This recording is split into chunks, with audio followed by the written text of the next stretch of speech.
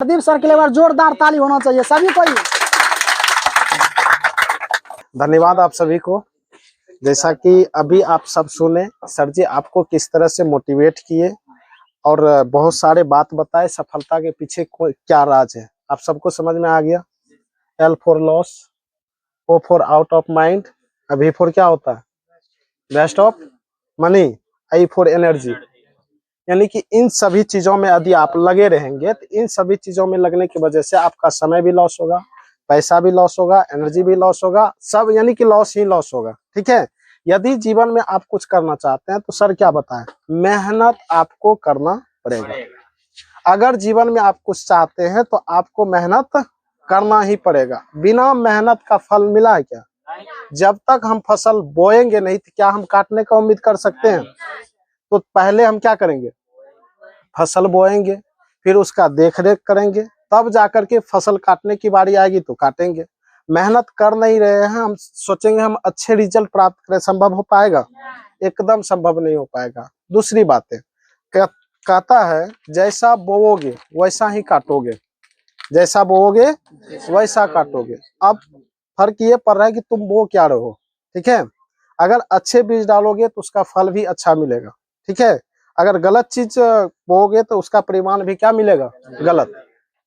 तो कहने का मतलब अब हम आपको परीक्षा से रिलेटेड, आज आप सब जो जमा हुए हैं, आपको परीक्षा से रिलेटेड हम कुछ आप सबको गाइड करना चाहेंगे। ठीक है, तो सबसे पहली बात, परीक्षा को लेकर के हर विद्यार्थी के मन में डर होता है। क्या होता है कि नहीं होता? सबके मन में डर होगा, क्या आएगा, क्या लिखेंगे, कैसे करना है, नहीं करना है, ये सारा चीज का टेंशन सब विद्यार्थी के मन में आता होगा। क्या आता है या नहीं आता है? यस या नो? चलिए अब हम इस चीज पे फोकस कर रहे हैं। सबसे पहली बात क्या है कि डर जो होती है इंसान को आगे बढ़ने नहीं देता। आप सबको पता है डर के आगे ही क्या है, जीत है कि नहीं? सफलता से पहले क्या होता है, असफलता। असफलता में ही क्या छिपी होती है, सफलता छिपी होती है ना?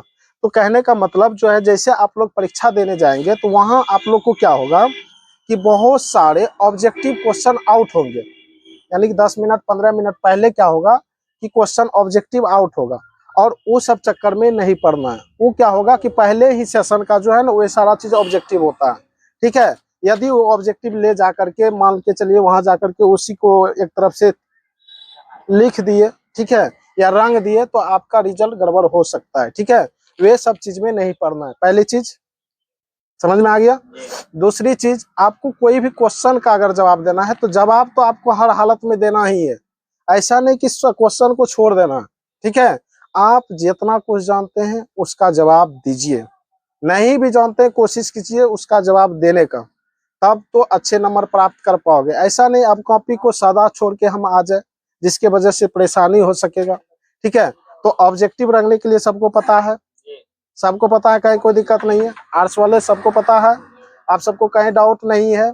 उसी हिसाब से रखेंगे। जैसे मान लीजिए 70 पूछेगा तो कितना जवाब देना है, 35 जवाब देना है। ठीक है, और 100 में से 50 जवाब देना है। हर क्वेश्चन जो जानते हैं, नहीं भी जानते हैं, पहले जो क्वेश्चन यदि आप जानते हैं उस क्वेश्चन को डील करना है।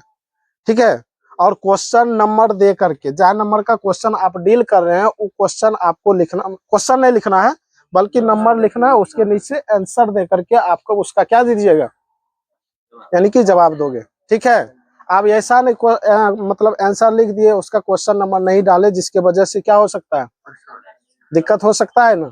पहली चीज। दूसरी चीज ये क्या होती है कि जो हमारा नंबर भरोगे, शुरुआती जो फेज होता है जैसे भरने का, वो सही सही भरोगे, ऐसा नहीं कॉपी पेंडिंग में चला जाए। ठीक है, जहां दिक्कत हो सर आपके क्लास में रहेंगे, वहां आप उसको पूछ सकते हैं। ठीक है, पूछने में कोई कमी नहीं। और दूसरी बात होता क्या है कि अनुशासन ही देश को क्या करता है, महान बनाता है ना। तो आप सबके अंदर एक अनुशासन होना ये चाहिए कि जैसे आप परीक्षा हॉल अंदर घुस रहे हैं, जो भी क्लास टीचर मतलब क्लास में जो सर आएंगे, सबसे पहले उसको क्या कर लीजिए, प्रणाम कर लीजिएगा। होगा क्या कि आपको वह हमेशा सपोर्ट करेगा। ठीक है, तो इससे ये अपना डिसिप्लिन आप अपना उदाहरण से समझाना चाहेंगे।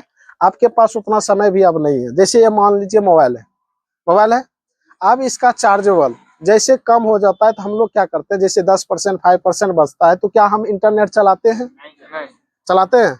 नहीं चलाते। क्या फालतू चीज देखना पसंद करते हैं?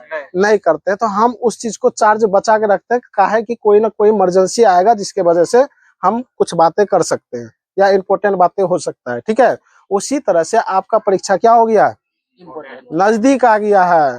ठीक है, मोबाइल के चार्जर के मतलब चार्जिंग के समान। ठीक है, इसलिए 2-3 दिन जो आपके पास जो समय बचा हुआ है, ये 2-3 दिन का समय आपको गंवाना नहीं है। अभी पहले दिन जो एग्जाम है उसकी तैयारी आपको बेहतर रखना है। ठीक है, बायोलॉजी हो गया, दूसरा दिन मैथ है, तीसरा दिन फिजिक्स है।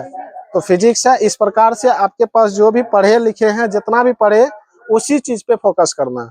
ठीक है, और उसकी तैयारी करना है, बढ़िया से तैयारी करोगे और अच्छा रिजल्ट बनेगा। और लिखने में कोई कमी नहीं, एकदम फ्रेश लिखोगे, साफ सुथरा लिखोगे, कुछ अनसंट लिख के नहीं आओगे। होता है ना, कोई विद्यार्थी नहीं समझ में आया तो कुछ और लिख के चला आता। लेकिन जो भी चीज लिखोगे क्वेश्चन से रिलेटेड ही लिखोगे, फालतू नहीं गीत गा के। कि जैसे ये जो एज होती है, इस उम्र में हम हमेशा आप सबको बताते आए हैं कि इस उम्र में इंसान के जीवन में 2 राहें होती है, 2 रास्ता हर इंसान के जीवन में होती है। एक होता है शिखर की ओर और एक होता है पतन की ओर। ये चयन करना आपके हाथ में है, कौन सी रास्ता पे हम चलेंगे जो कि कल होकर के हम शिखर तक पहुंच सकते हैं, सफलता तक पहुंच सकते हैं। और कौन रास्ते पे अगर चलेंगे तो हम कहाँ पहुंचेंगे, पतन की ओर पहुंचेंगे, मेरा विनाश होगा। तो उसी तरह से विद्यार्थी इस उम्र में क्या होते हैं कि मतलब 2 कैटेगरी के विद्यार्थी होते हैं। किसी को मतलब जो है ना, क्या कहते हैं उसे, प्रेम लीला। हाँ, तो ये सब जो परेशानी जिस स्टूडेंट में है, अभी सर बताए थे कि ये बीमारी अगर जिसको धर ले, इसका इलाज संभव नहीं है, वाकई में संभव नहीं है। ठीक है, तो इससे जो है, इससे क्या होगा कि आपके गांव समाज, आपका परिवार, आपके माता पिता और आपका सबका प्रतिष्ठा लेके डूबिएगा। हम हमेशा बताते हैं, देखिए सुनिए, हम इस मैटर में आपको कुछ समझाना चाहते हैं। देखिए, ये समय है आपको संभलने का, सुधरने का। हम हरदम कहते हैं, देखो, रहमन पानी राखियो, रहमन पानी राखियो, बिन पानी सब सुन, पानी गयो न उबरे, मोती मानुष चुन। कवि रहीम कहते हैं कि पानी शब्द का जो अर्थ है, 3 शब्दों में इसका अर्थ बताया गया। कितने शब्दों में? 3 शब्द। पहले तो जान लीजिए पानी शब्द का अर्थ क्या होता है। एक, पानी का मतलब हो गया आपका, क्या लिखिएगा, पानी, पानी जैसे इज्जत होता है ना, इज्जत हो गया। फिर दूसरा चूना हो गया। फिर मोती में चमक होती है ना, चमक। देखिए, पानी शब्द का रहीम मतलब जो है ना, रहीम ने 3 अर्थ बताया। जिस इंसान, देखिए, इज्जत किसमें होनी चाहिए, मनुष्य में। जिस इंसान के जीवन में अगर इज्जत नहीं, क्या उस इंसान को कोई याद करता है? हर व्यक्ति के जीवन में क्या सबसे बड़ी चीज होता है? इज्जत। अगर आप इज्जत खो चुके हैं, अगर अपने आप पे दाग लगा चुके हैं, क्या वह दाग कभी मिटेगा? अपने प्रतिष्ठा पर मतलब खो चुके हैं तो कभी जीवन में आप प्रतिष्ठा प्राप्त नहीं कर सकते हैं। अब आइए, अगर चूना, चूना देख रहे हैं ना, चूना में पानी ना हो तो क्या वह चूना का कोई महत्व है? कोई महत्व होगा? नहीं होगा। अब जिस मोती में चमक नहीं हो, मोती में चमक नहीं होगा, क्या वह मोती अच्छा होगा? नहीं होगा। इसीलिए कवि रहीम कहते हैं, रहमन पानी राखियो, बिन पानी सब सुन, पानी गयो ना उबरे, मोती मानुष चुन। कवि रहीम कहते हैं कि अपने जीवन में इज्जत प्रतिष्ठा को बचाए रखो। अगर यह एक बार अगर खो गया या दाग लग गया, इसे फिर दोबारा मिटा नहीं सकते हो। ठीक है, इसीलिए अपने प्रतिष्ठा को बचाए रखो, फिर दोबारा तुम वह प्रतिष्ठा इज्जत प्राप्त नहीं कर सकते हो। ठीक है, तो इस चीज पे आपको फोकस करना है। समझ में आ गया? चलिए, तो क्या इस चीज पे मतलब करेंगे?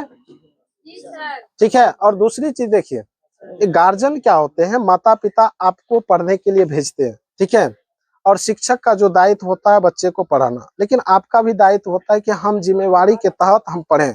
लेकिन पढ़ाई में क्या होता है कि बहुत सारे अड़चन आ रहे हैं। अड़चन समझते हैं? आपके जीवन में कुछ न कुछ जो है ना परेशानियां आ रही है। परेशानियां क्या, हम हरदम बताए हैं कि इस उम्र में फीलिंग कुछ और जगते रहता है, नहीं जगता है, जो कि आपको जीवन को बर्बाद करने में लगे रहते हैं। तो ये सारे चीज को लात मारते हुए अपने जीवन, अपना डायरेक्शन को सही जगह लगाइए, जिसके वजह से आप जीवन में सफल हो सकते हैं। ठीक है, तो कहने का मतलब, जैसा बोओगे वैसा ही काटोगे। तो इस कारण विशेष समय ना लेते हुए, ना मुश्किलें ना संघर्ष, ना मुश्किलें ना संघर्ष, तो क्या मजा है जीने में, आंधी तूफान भी थम जाएगा यारो, जब लक्ष्य बना लोगे सीने में, जब लक्ष्य बना लोगे सीने में।